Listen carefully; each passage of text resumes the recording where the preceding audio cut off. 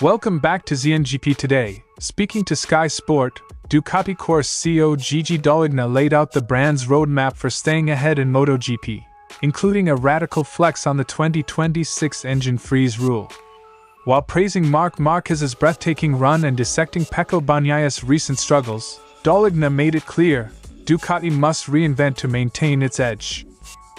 Jorge Martín's comeback at Brno was more than a return to action. It was a psychological and physical trial by fire. MotoGP's newly released Inside footage peels back the curtain on Martín's first weekend back after 7 races on the sidelines, revealing the doubts, the determination, and the moments he tested himself directly against the man to beat, Marc Márquez. As MotoGP riders enjoy a well-earned summer hiatus, Fabio Quartararo sat down with Speed Week to reflect on a turbulent first half of 2025.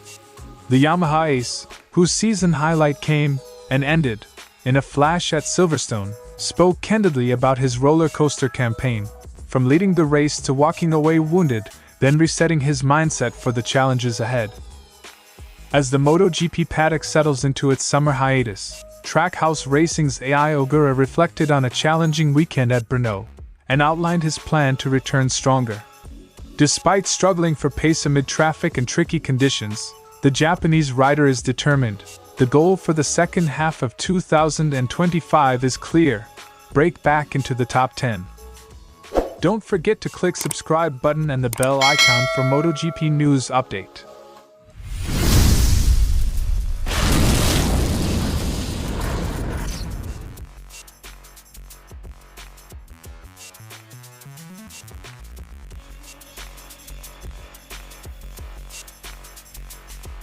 Dall'Igna reserved his highest praise for Marc Márquez, whose 5 straight 1-2 finishes underline his dominance. Marc has achieved 5 1-2 finishes. The numbers speak for themselves. Even when he's relaxed, he's faster than everyone. The decision to sign him was a winning bet, Dall'Igna said.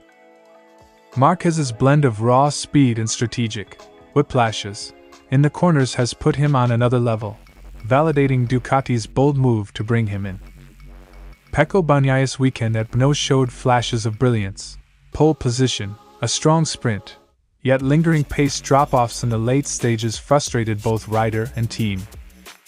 Pecco had 2 good races. I honestly thought he deserved a podium. The issue is bike balance when the tank empties, weight distribution shifts, and it changes his feel. Ducati engineers are zeroing in on fuel load dynamics to smooth Bagnaia's late race rhythm and unlock his full potential. A false tire pressure warning cost Bagnaia in the sprint. Dall'Igna cut through the technical jargon with a straightforward explanation. It was an initialization issue in the onboard software. He saw an incorrect signal on the dashboard. We're working to be more solid in this area. Even champions stumble on electronics. Ducati's tech team is doubling down to eradicate these costly gremlins. Despite 2025's early surge, Dall'Igna admitted rivals have clawed back some ground, thanks to concessions in tire and aero development. The advantage we had at the start has certainly been reduced. It's time to get back to work rather than think about vacation. With Aprilia, KTM, Yamaha, and Honda all ramping up testing, Ducati's unchallenged lead is under threat, spurring a mid-season development reboot. On Bagnaia's side, Dall'Igna struck an optimistic tone about collaborative problem-solving. We're working hard alongside him. Together we will succeed. This was probably his best weekend: pole, a beautiful sprint, and a strong race today, unfortunately marred by our error. Ducati's ethos remains rider plus engineer. Every setback is a learning opportunity in the factory's relentless pursuit of perfection. Perhaps the most intriguing reveal, should rules allow, Ducati plans to carry 2 distinct engine spec options into 2026. If you have the possibility, there are 2 specifications, 2024 and 2025. We can choose which to use for which driver, as long as we stay within those specs. This strategic flexibility could let Ducati tailor power delivery and throttle maps per rider and track, an unprecedented competitive weapon under the freeze. Gigi Dall'Igna's Brno debrief is a masterclass in ambitious humility, celebrating Marc Márquez's excellence, diagnosing Bagnaia's woes, and plotting a technical coup for 2026. As Ducati digs in over the summer break, one thing is certain: they're not resting on laurels, they're engineering the future. From the moment he stepped off the team transporter, Martín looked for clues in every detail, starting with a troubling initial sensation under braking.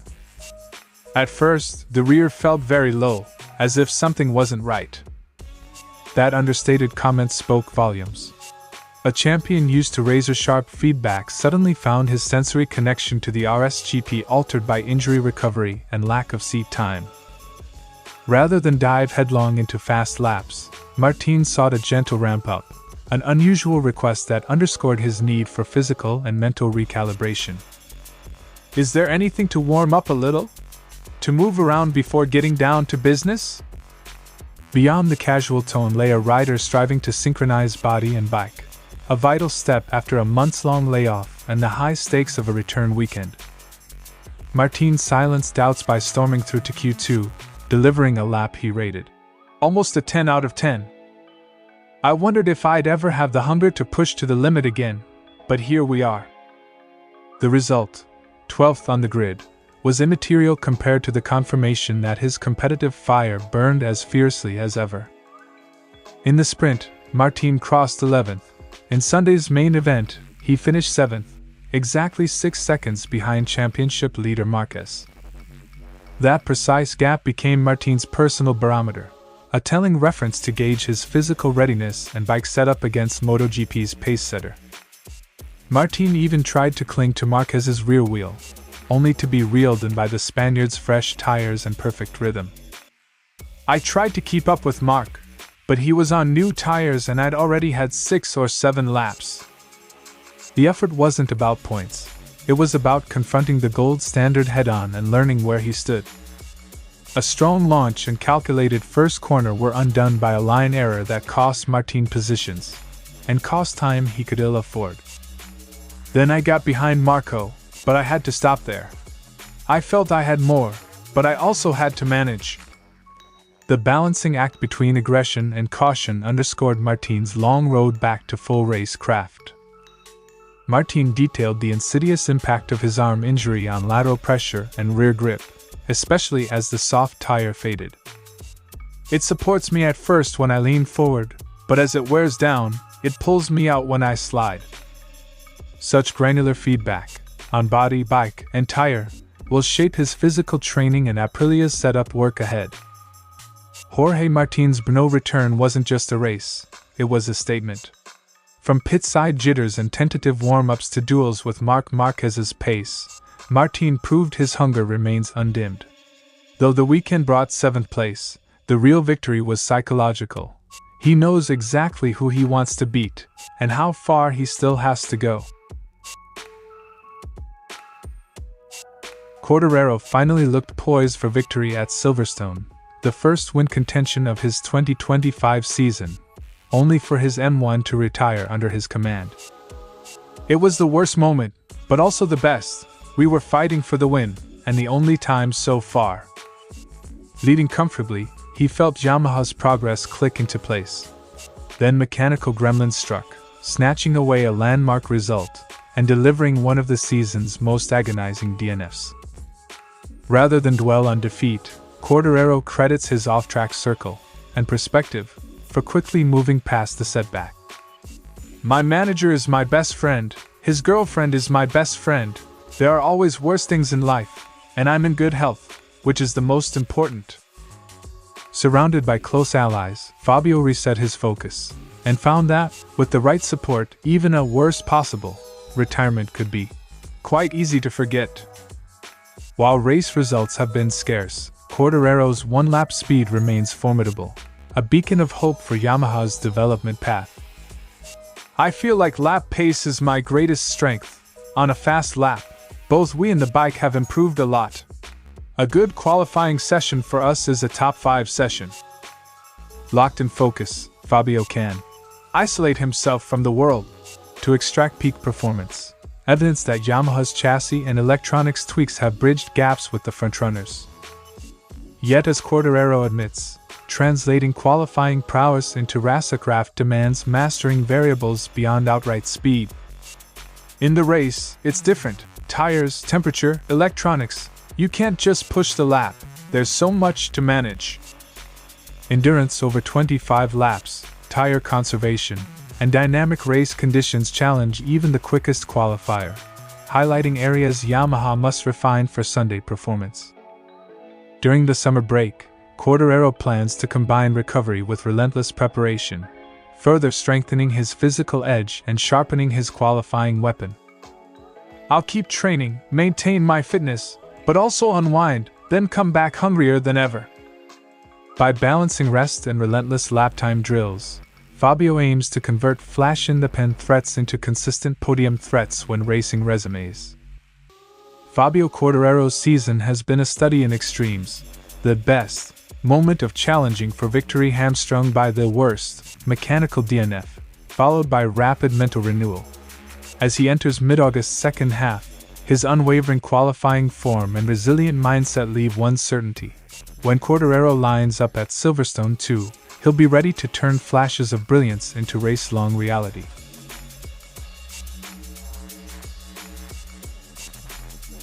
With 3 weeks off before mid-August's restart, Ogura knows rest is vital, but so is continued preparation. A break sounds great for resetting and starting fresh in the second half, but it's not that simple. I have to keep working during the summer, even though I won't be on the MotoGP bike. Ogura's statement. For Ogura, downtime isn't idle time. He'll juggle physical recovery with targeted training, ensuring the gulf formed by Brno's results doesn't widen further. Ogura turns to smaller machines to hone core skills, throttle control, braking precision, and mental focus. These bikes aren't MotoGP machines, but they have engines and brakes. On them, you can practice what's needed, train your brain and your body. By simulating key elements, lean angle, chassis feedback, Ogura bridges the gap between paddock rest and track readiness. Over the Brno weekend, Ogura found himself stuck behind mid-pack rivals, unable to forge clean overtakes or exploit his Aprilia's strengths. All my mistakes came from the bikes in front of me. Although speed improved slightly from Saturday to Sunday, I still struggled in today's conditions. Brno's tight sections punished any hesitation. Ogura's inability to hop forward through the field underscored the need for razor-sharp qualifying and racecraft. Ogura candidly attributes his errors not to bike deficits, but to his reactions to traffic-induced unpredictability. When you follow another rider, you misjudge braking or throttle. Those are my mistakes, but they stem from the flow of bikes ahead. By pinpointing the route, split-second choices in the slipstream, Ogura can target specific race simulation drills in his summer program. With honesty and clarity, Ogura framed his mid-season benchmark, closing the gap from P10, P20 back into the championship points. Thailand is behind us. Right now my level is P10 to P20. From now on, we'll continue working to get into the top 10 again. That straightforward goal will guide every session, ensuring Ogura's weekend starts in Q2 and ends in the points-paying zone. Ogura's Brno weekend may have been a study in frustration, but his summer blueprint is one of purposeful progress. With targeted off-bike training, refined racecraft drills, and a laser focus on top 10 finishes, the Japanese rider aims to transform the break into a launch pad and return to MotoGP's points-paying positions with renewed confidence. Thanks for watching ZNGP Today, and this is your MotoGP news update. And see you next time!